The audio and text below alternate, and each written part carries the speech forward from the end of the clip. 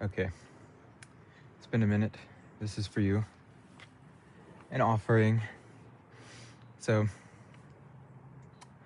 I came to talk about the nature of reality, the nature of this world, this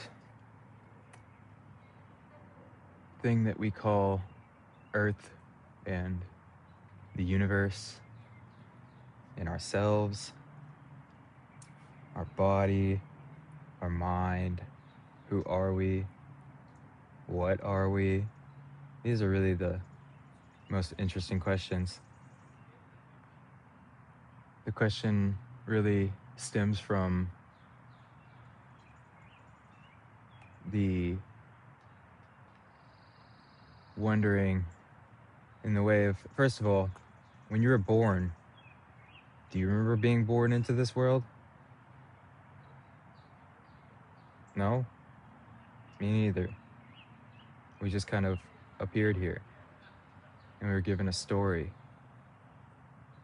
and a type of, let's say, like identity and ego. And we were programmed with that ego through our parents and our teachers and our loved ones and the people that we hung out with, the people that we loved. We wanted to be like them in some way, so we took on many of their characteristics. And we eventually stopped questioning things. In that stopping of questioning things, what happened? Well, we slowly started to download all of the different things that the other people around us were going through. So if we had angry people, then we download anger. If we had sad people, then we download sadness.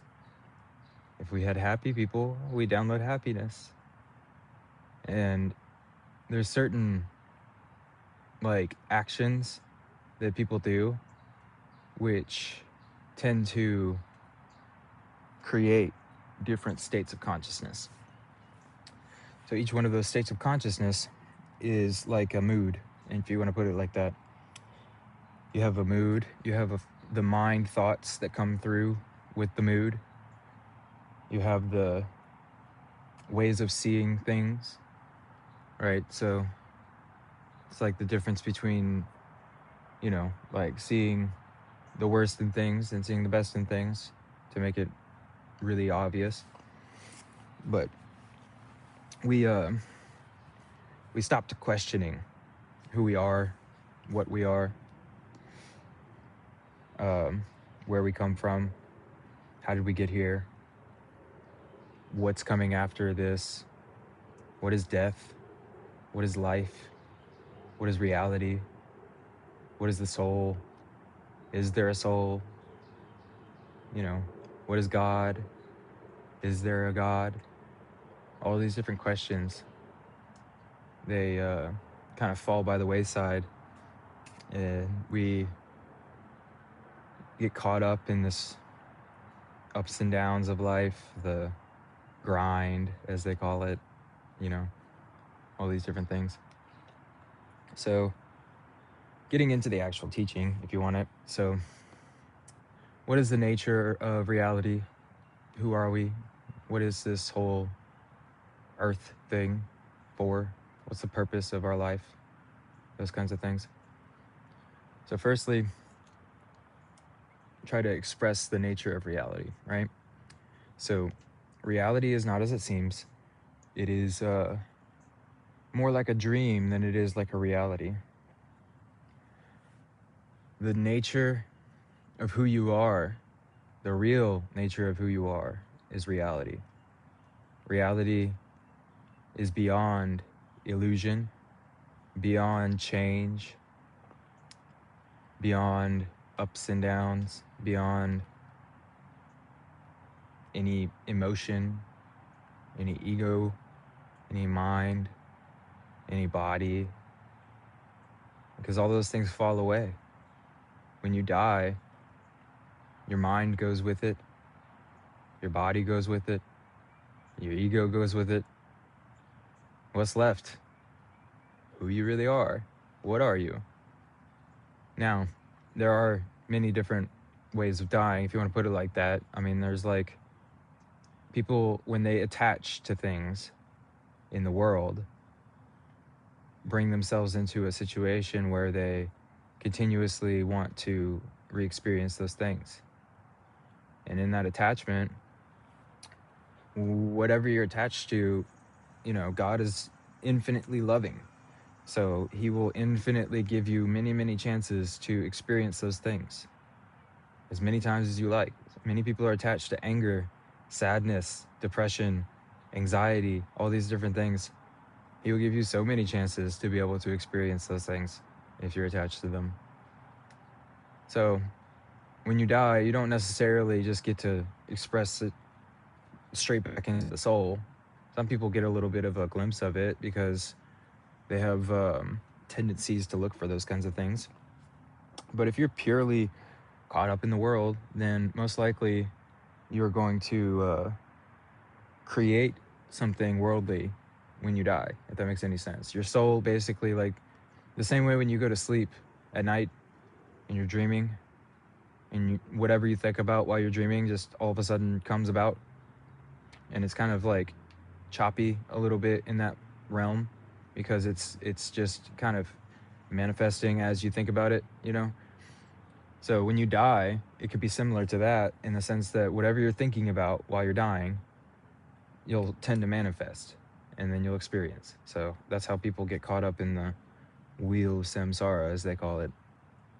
Birth and death, life and death, life and death. They're very caught up in life, but life of a dead person. What do I mean by that?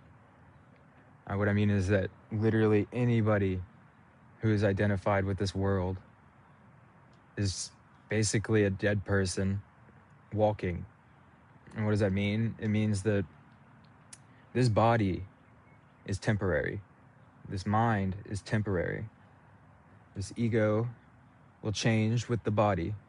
You see, there's many different ego tendencies inside of the soul. Eventually they need to be reconciled into one, but many of them are latent inside of you, if that makes any sense. They come out as different moods, different kinds of experiences in this reality, and all the different kinds of like ways that you feel is more like a different kind of ego. And we want to make it a consistent ego, which is basically only directed to God.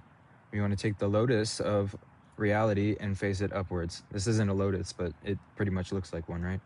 So but we want to take the lotus of reality and we want to fix our consciousness upward onto it and rise with it. And this is metaphorical, super metaphorical, but the point I'm making here is that basically what we want to do is to reconcile all the different states of consciousness, to detach from them, to watch them come through up and down, and to basically attach only to reality. Now we have to ask, what is reality? So reality is beyond illusion, beyond change, beyond ups and downs, like they call them the modes of being. So like it's beyond the tendency to ignore, it's beyond the tendency to do, and it's beyond the tendency to look up. It's near guna, and that means it's outside of the gunas. And the gunas I've made another video on before, so you can watch that if you want to learn what the gunas are. But it is near guna, and that means that is beyond the modes of rajas, tamas, sattva, and it is observing those modes playing in creation. Creation is a temporary experience. We are an eternal spirit having a temporary experience. I'm sure you've heard this many a times, but I'm trying to tell you, we are literally an eternal spirit having a temporary experience, okay? So the reality is the eternal spirit. The illusion is the temporary experience, because the temporary experience will fall away. And what is an illusion? It's something that's unreal. And how do you define reality? What is real? Something is real can only be ever existing. Because if it disappears, then it wasn't real, right? It was only an illusion, you see? So if this whole reality, we're born and then we die and it just disappears, right? It's an illusion. It's not real. Like a dream. How we can have a full experience of a reality in a dream. We have a full experience of being a person, having interactions with other people, and then we can wake up and realize it was only ourselves the entire time having that dream. This reality is just the same in the way that this dream is being created by the soul, which is one with God. So it's being created by God. The soul is having the temporary mortal experience. It is temporarily identified with the experience. But once the identification with the experience is withdrawn back into the soul, then the soul can merge back into God, and it can be only God having the experience. What does that mean? God is ever existing, ever conscious, ever new bliss. So what does that mean? It means that once the soul re-identifies with who it really is, it experiences ever existing, ever conscious, ever new bliss. That bliss is amazing. It gives me goosebumps just thinking about it. It's something that is indescribable because it's beyond this world. So it's like the best feelings that you've ever had, but consistently and all different. And I'm speaking from experience because literally this has been the most amazing experience. I know it's been a long time, but in that time, something's happened again. And it's just going to keep happening again and again and again and again until I become one with God, and you become one with God, and we all become one with God. The soul is infinite, just as God is. So the experience is infinite. There's never an end. There was never a beginning. It'll keep going until it becomes infinitely blissful, you see? And so many people are identified in this body with this tiny little bit of bliss that we get. We get these little hits of pleasure and then hits of pain.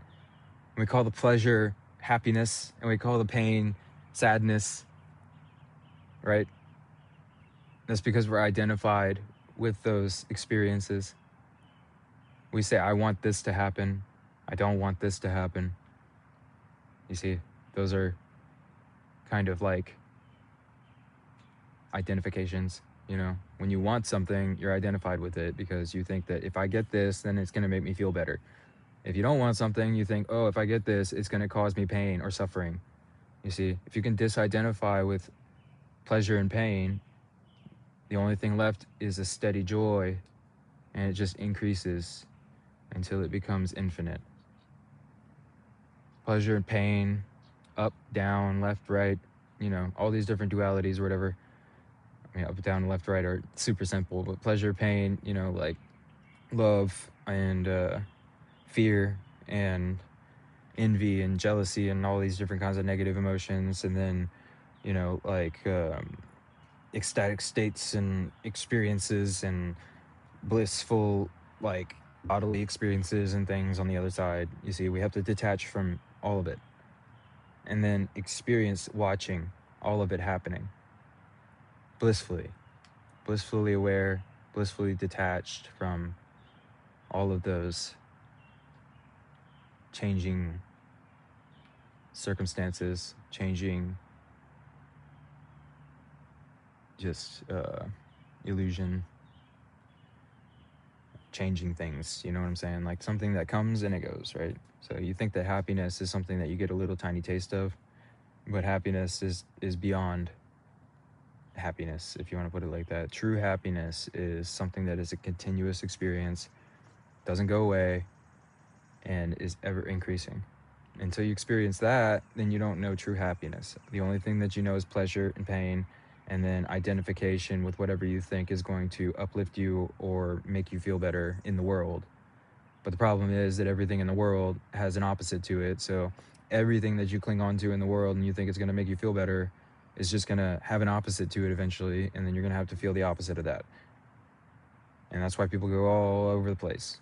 And then the more people seek those sensual pleasures and things, the more that they experience pain and suffering and eventual depression, deep depression, like anxiety, all these different kinds of symptoms of attachment to certain experiences. So,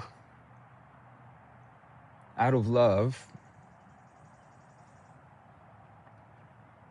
we want to lovingly detach from all these different kinds of ups and downs in life and experience an eternal, ever increasing bliss.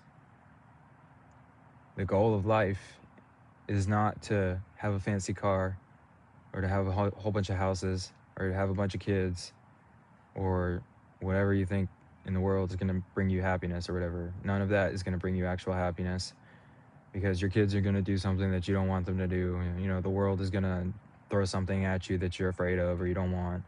You know, all these things are going to happen, right? So it's like we have to find a way to be even-minded and cheerful in all circumstances and situations. And the way to do that is to change the identity from the mind, body, and ego into identification with the soul as an infinite, blissful consciousness, awareness, absolute. I want to start going into how to do this, but like it's already getting kind of a little bit longer. I see this is going to take a while of many different videos. I didn't even go into a lot of the stuff that I was going to talk about, but maybe that's enough for now. So, Jay Gurudev. May this bring you whatever it is that you need. My offering to God and you.